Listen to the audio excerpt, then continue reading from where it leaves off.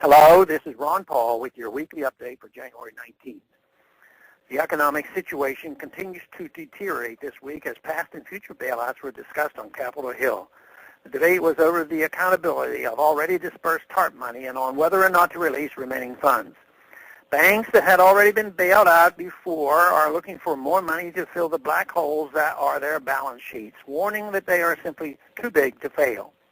However, whatever devastating consequences these banks are dreaming up and pushing on Capitol Hill regarding their own collapse will be nothing compared to the collapse of our currency if we keep debasing it through these foolish bailouts. It should be that they are too big to bail out. The world will not come to an end without this or that bank. The most troubling thing to me is this rhetoric that only government can save the economy and must act. This is so counterproductive. We must ask ourselves what strengthens this country and what weakens it. Government is a monumental drag on this economy. Government at all levels currently absorbs about 35 to 40% of GDP, which is still not enough for its voracious appetite.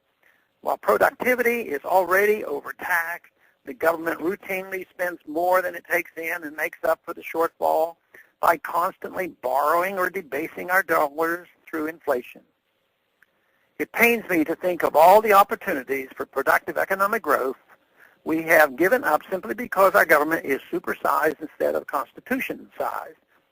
There are just a few constitutionally sanctioned activities for government to engage in, but it is so overstretched with unconstitutional encroachments that what it is legitimately supposed to do, it does very badly. And yet we are to believe the solution to our problems is to make government bigger. On the contrary, government makes our problems bigger. The central bank's meddling with monetary policy led to the overheated lending and now massive defaults.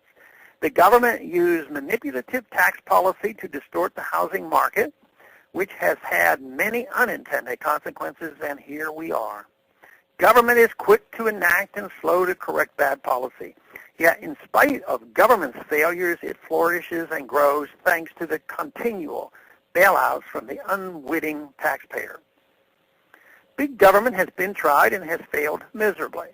What we need now is small government and freedom.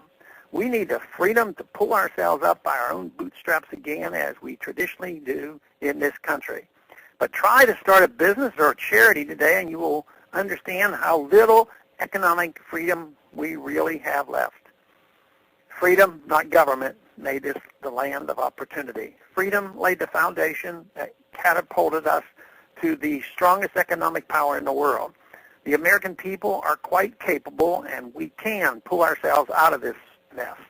All we need is for the nanny state to get out of the way and allow us to do it.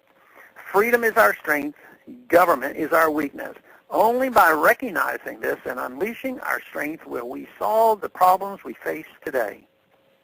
Thanks for calling this update. A new update is placed on this number, 888-322-1414, every Monday morning, the written text of which can be found on my website, www.house.gov/Paul, under the heading Texas Straight Talk. Thanks for calling.